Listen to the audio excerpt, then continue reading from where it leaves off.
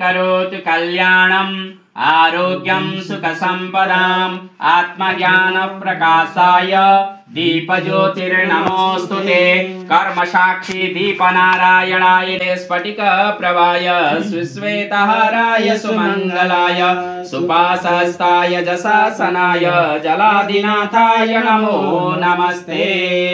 ओम प्रार्थना पूर्वक नमस्कारान् समर्पयामि। अब त्यो पुष्पलाई त्यही कलशमा चढाइदिनुस्। अब भगवान गणेश जी को ध्यान गर्नुहोस्। गणेश जी कस्ता हुनुहुन्छ भन्दार्थे गन्ध अक्षत पुष्पम समर्पयामि। प्रार्थना पूर्वक नमस्कारान् समर्पयामि। शुभं करोतु कल्याणं आरोग्यं सुख संपदां आत्मज्ञान प्रकाशाय दीपज्योतिर्नमोस्तुते कर्म साक्षी दीपनारायणाय नमो नमः। प्रार्थना पूर्वक नमस्कारान् समर्पयामि। अनंत कोटि नमस्कारान् समर्पयामि।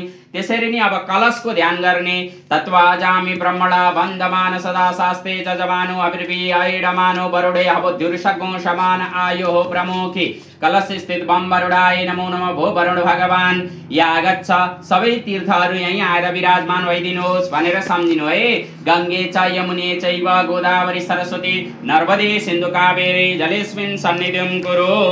ओम कलश स्थित बम वरुडाय नमः। नमो नमस्ते स्फटिक प्रभाय सुश्वेतहाराय सुमंगलाय सुपासहस्ताय जसासनाय जलादिनाथाय नमो नमस्ते। कलश स्थित बम वरुडाय नमो नमः। प्रार्थना पूर्वक नमस्कारान् समर्पयामि।